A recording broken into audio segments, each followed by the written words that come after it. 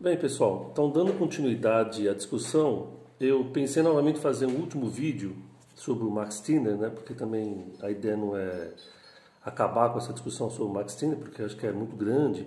Então eu pincelei algumas coisas na obra dele que eu acharia interessante discutir.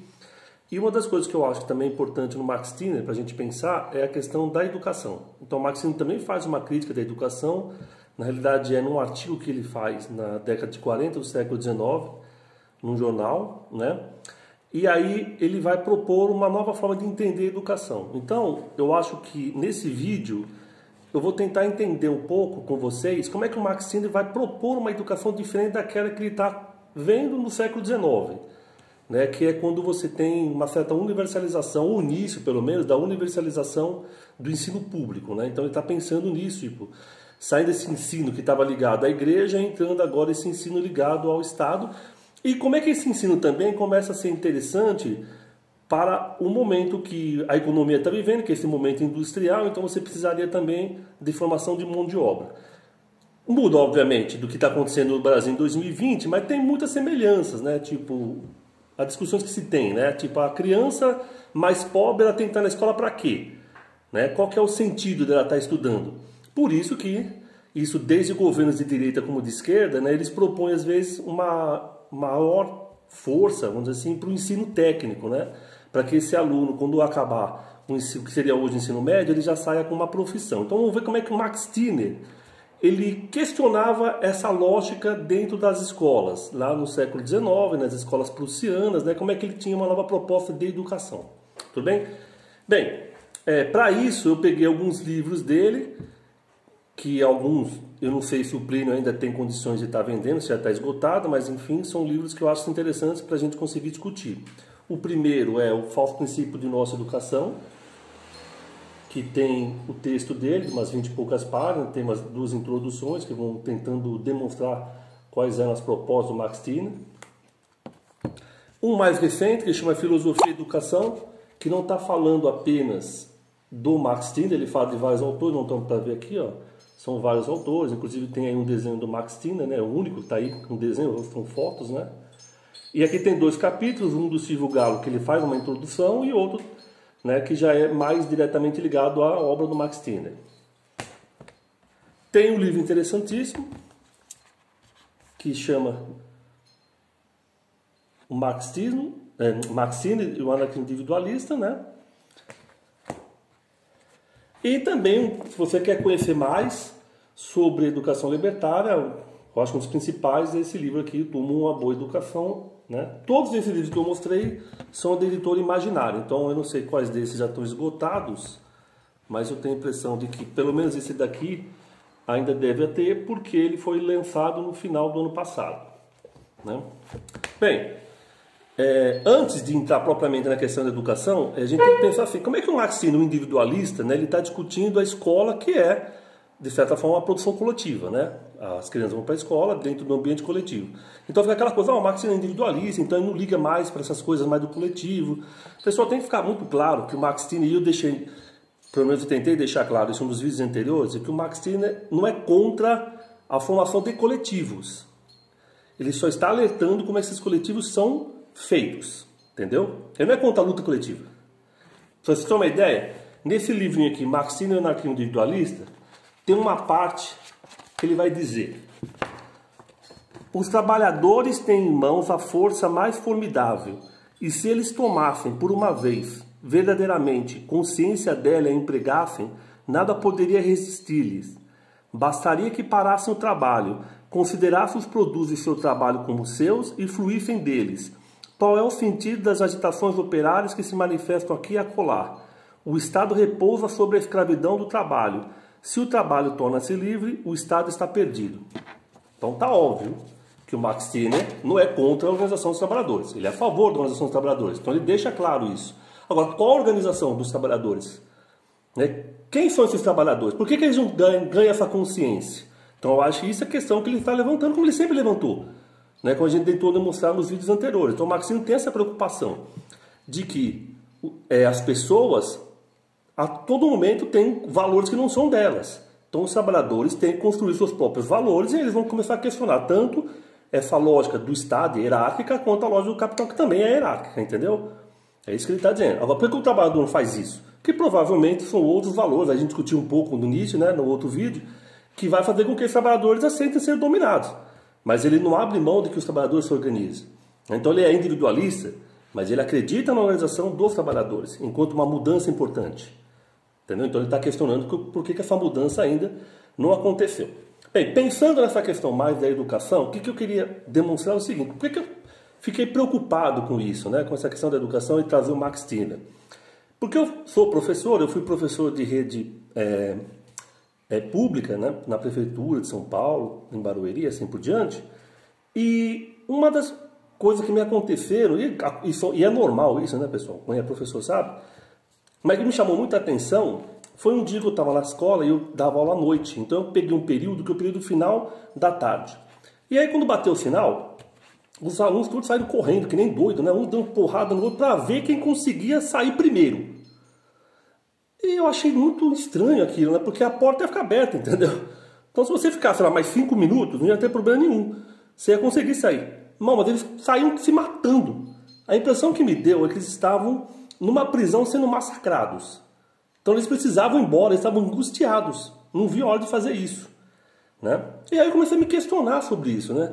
Por que a escola é um ambiente que o aluno não gosta, né? Como é que ele poderia trazer esse ambiente ser mais prazeroso? Como é que esse ambiente poderia ser melhor para o aluno se sentir satisfeito dentro dele, né? Então aí eu comecei a ler os educadores anarquistas, não vou trabalhar eles hoje, basicamente vou falar com o Max Stirner, né?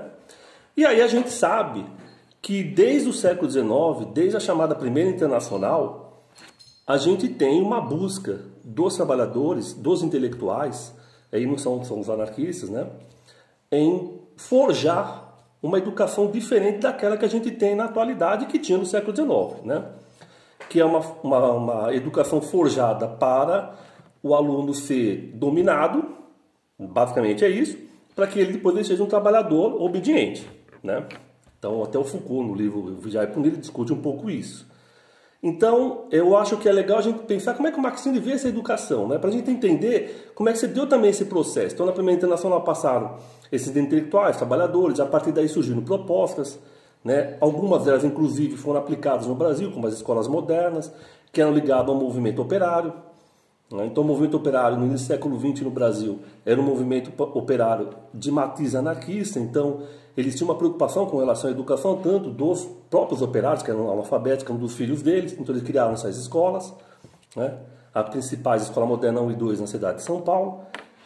Enfim, como é que eram essas escolas? Eram escolas onde existia uma relação mais dialógica, mais dialética com o professor, os alunos tinham uma participação mais efetiva, por exemplo, eles tinham um jornalzinho, eles faziam um jornal deles, que falavam como é que eram as atividades que eles tinham, né? Ou seja, eles procuravam nessa escola ter mais autonomia. Daria para a gente fazer uma discussão enorme aqui sobre essas escolas, porque são várias essas escolas, né? São vários autores, inclusive, que fazem isso. Bem, e aí eu queria dizer assim, o que tem de diferente, eu acho, nessa proposta dos anarquistas? É que eles questionam os valores que estão dentro da escola tradicional. Entendeu? Quais valores? Bem, os valores, por exemplo, de hierarquia, valores, por exemplo, de competição, né, que traz por si o valor da meritocracia, né, que são naturalizados para a criança, para que quando ela sair da escola e ela vai ser um trabalhador, ela leve esses valores junto com ela, né? E aí ela reproduz esses valores, como se fossem valores naturais.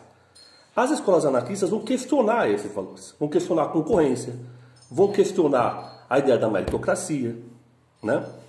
Na escola, por exemplo, quando surge a escola moderna, que não é mais a escola do Brasil, é a escola de Barcelona, eles colocam alunos, crianças ricas e pobres na mesma sala, para as crianças perceberem que riqueza e pobreza tem a ver com a própria constituição da sociedade humana, dentro do capitalismo, né? Não é uma coisa, isso existe desde o homem primitivo, não é uma coisa, tem um modelo que surge, né? E mais recentemente, obviamente, dentro do modelo industrial, na qual eles estão questionando, na qual você tem os proprietários, aqueles que têm indústrias, terras, e aqueles que não têm, que são os trabalhadores, ou os filhos de trabalhadores. Então, eles querem a todo momento questionar isso, para que eles perceberem como é que isso funciona, né? Bem, então eles estão questionando os valores, né? Porque, basicamente, a escola está tentando forjar adultos obedientes. É isso. escola tenta forjar adulto obediente, né? Para que depois ele reclame menos, ele aceite mais as condições e assim por diante. Então, ser desobediente é uma coisa ruim na escola. Por quê? Porque a escola serve basicamente para isso, né? Para fazer alunos serem obedientes. Lógico que hoje tem N questões para a gente pensar dentro da escola, como indisciplina e assim por diante, né? Mas a ideia fundamental de um ambiente escolar sempre foi esse, ok? E os anarquistas questionaram isso desde o início, né? Como é que você pode forjar uma escola mais participativa, uma escola na qual o aluno ele tem o interesse de participar. Por quê? Porque ele vai se ver enquanto uma peça fundamental dentro do processo, não o que acontece hoje, que vem a diretriz lá de cima, né? Então tem o Conselho Estadual, Nacional, depois tem as secretarias, depois tem as coordenadorias, diretorias, até chega lá na escola com o diretor, e aí tem a coordenadora pedagógica, o professor já é um aluno. Quer dizer, o aluno é a última instância disso, ele não fala nada, entendeu? Ele não tem direito de questionar, de perguntar o que ele acha, o que ele não acha. Ele simplesmente vai ter que aceitar esse projeto todo que vem lá de cima. Então os anarquistas estão questionando isso, né? Estão questionando, então, essa escola. E para isso, vou pegar, para a gente pensar como é que o Max Stirner pensa, né? Um trecho do livro dele, o falso princípio de nossa educação. Então vamos lá. O que o Max Stirner vai dizer? Em pedagogia, como em outros campos, a liberdade não pode expressar-se. Nossa faculdade de oposição não pode exprimir-se. Exigem apenas a submissão. Então ele está dizendo, pedagogia, então, sempre exigem a submissão, ok? A gente pode pensar, por exemplo, né, as ordens que tem dentro da escola, mandamentos e assim por diante, eles são discutidos com os alunos? Não, chega lá os alunos e fala, você chegou agora, são essas coisas que você tem que cumprir, esses são os seus deveres e os seus direitos e acabou. Por que não discute com os alunos? Então ele está colocando aqui, porque para ele, a escola é um ambiente de submissão, entendeu? As formas se fizer vai ser diferente? Não tenho a mínima ideia. Você que vai fazer isso arrebenta a escola. Eu só estou dizendo que do jeito que está sendo feito, e segundo o Max Stirner, isso leva à submissão, entendeu? Bem, o único objetivo é adestrar a forma e a matéria. Do estábulo dos humanistas não sai senão letrados, do estábulo dos realistas só cidadãos utilizáveis. Os humanistas aqui são aqueles que querem, dentro do século XIX na Alemanha, a formação mais clássica, filosófica, assim por diante, né? Então ele está dizendo, se não letrados, o que é? O cara sabe ler, escrever, ele lê, só que ele não consegue pensar, entendeu? Não tem pensamento crítico nenhum. E do estábulo dos realistas, os realistas são aqueles que acham que a escola deve ser para você ter a formação de mão de obra. O cara sai da escola e vai trabalhar. Ele vai dizer, só cidadãos utilizáveis.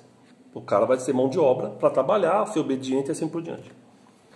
E em ambos os casos, nada além de indivíduos submissos. Sufocam pela força nossa saudável tendência em disciplina. É o que acontece. A criança, desde que não é pequenininha, ela é indisciplinada. Por quê? Porque, a vida dela é assim, ela quer correr, assim por diante, entendeu? Aí você vai lá e começa a tolir a criança. Você diz para ela não ser desse jeito. E impede, ao mesmo tempo, o saber desenvolver-se em vontade livre. A vida escolar só engendra filisteus. Adquirimos o hábito em nossa infância de resignar-nos a tudo que nos era imposto. Abaixa a cabeça, né? Porque quanto mais você abaixa, ou se você não abaixa, eu vou te punir de várias formas para que uma hora você abaixe a cabeça. Por quê? Porque lá na frente você vai ser cada vez mais obediente. Do mesmo modo, mais tarde, resignamos-nos e adaptamos à vida positiva. Adaptamos à nossa época, tornamos seus servidores o que convém chamar de bons cidadãos. Olha que interessante, né? O que mais eu escuto falar é: nós que somos pessoas de bem, precisamos de tal coisa, estamos com tal político, não podemos aguentar pessoas de bem. Todo mundo é pessoa de bem, todo mundo quer ser pessoa de bem, né? Aí está dizendo aqui, né? A ideia é essa mesmo, né? Formar bons cidadãos. Mas o que seria esses bons cidadãos, né? O que será pessoa de bem, né, cara? Sei lá, né? O Eichmann, por exemplo, né? Não tem lá o livro da Hannah Arendt, né? Que ela fala do Eichmann. O Eichmann fala que ele era um cidadão de bem. Então tudo que mandava ele fazer, ele fazia. Então era para matar judeu, ele matava. Era para prender os caras lá no campo, ele prendia. Era para colocar a câmera de gás, ele colocava. Então ele falou: eu fiz tudo que me pediram, como é que eu posso ser uma pessoa que vou ser morta? Eu fiz tudo. Eu sou um cara hiper mega obediente. Então, esses bons cidadãos são esses cidadãos que aceitam tudo, que, né, essa prática e assim por diante. Eles não questionam, né? No entanto, onde encoraja um espírito de oposição, em vez do espírito de submissão, nutrido até o presente momento. Aonde encoraja, ele quer saber, né? Onde formam indivíduos que criam e não indivíduos que aprendem. Olha que interessante. A escola é um espaço que faz o indivíduo aprender e não criar. Ele nunca é criativo, para o Max Stinder. Ele sempre é um cara que vai lá e aprende. Isso acontece na universidade também, né? Então o professor universitário, ele acha o quê? Ah, eu fiz mestrado, doutorado, então eu já sou um bambambam, né, cara? Eu vou falar um negócio lá, aí você vai falar, ah, professor, eu não pode ser assim. Ah, como não pode? Eu estudei, eu fiquei horas estudando, dias, meses, fiz uma tese e você está me questionando? Por quê? Porque na verdade esse cara foi outro imbecil, já, né? Era um imbecil.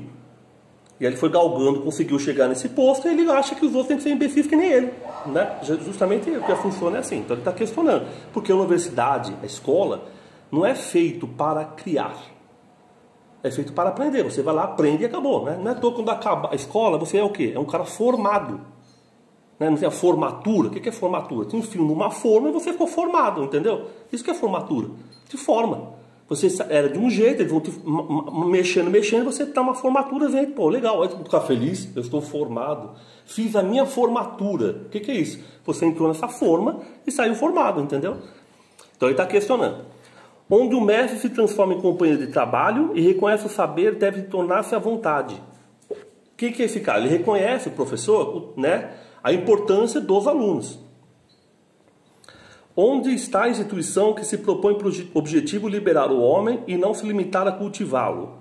Pois bem, ainda são poucos esses lugares, infelizmente. Lógico, né? Porque ele fala isso no século XIX, eu também não consigo ver, a não ser algumas experiências, né? Algumas escolas têm algumas experiências diferenciadas, né? Sejam escolas até anarquistas, como tem na Espanha, ou escolas ligadas democráticas, que também tentam uma experiência. Exceto essas escolas, a maior parte das escolas não é assim, né? Não tem essa ideia do aluno ser criativo. Tem a ideia do aluno aprender. Aprender agora, como não estão discutindo, a ideia das escolas, né, se transformarem em colegiais técnicos, né? Uma profissão. Né? Você fala, mas não é bom? Não, lógico que é bom, o cara tem uma profissão. A questão que os anarquistas sempre discutiram é a questão integral. Né? Tipo, é tanto a importância do ensino para ser uma profissão, como também o ensino voltado para ciências humanas, filosofia, artes, música e assim por diante. Não, mas daí que quer o quê para o pobre? Para o pobre é apenas um tipo de educação para que ele seja mais uma ferramenta para quando ele sair da escola. Ele vai ganhar o dinheiro dele, mas daí? A vida do cara vai ser ligada a apenas trabalhar. Então eu acho que o Max Stinder também está questionando isso, né? Então duas coisas que a gente viu agora hoje é o quê? Primeiro, ele questiona a educação como que é, e ele tem uma preocupação com relação à organização dos trabalhadores, né? Então era esse vídeo que eu queria demonstrar para vocês, já dá um tempo razoável, né? Para a gente pensar como é que é o Max Stinder. Então a gente viu como é que o Max Stinder funciona, né? Para ver que ele não é como às vezes dizem, até vários anarquistas, né? Ah, o Max Stinder é um cara que só pensa nele, só pensa no indivíduo. Vão ler Max Stinder. A melhor coisa, lê. Lê o cara, para ver o que ele está pensando, para não falar um monte de asneira. Então o Max Stinder se preocupa sim com a formação dos trabalhadores, se preocupa sim com a educação. Ele também tem uma preocupação de superar a educação e as relações de trabalho que existem na época dele. Ok? Então era isso que eu queria demonstrar. Enfim, então qualquer coisa, se vocês quiserem, aí vocês podem fazer algumas perguntas, questionamentos, fiquem à vontade. A ideia minha aqui é simplesmente passar mais uma informação sobre esse autor chamado Max Stinder. Então é isso aí, muito obrigado.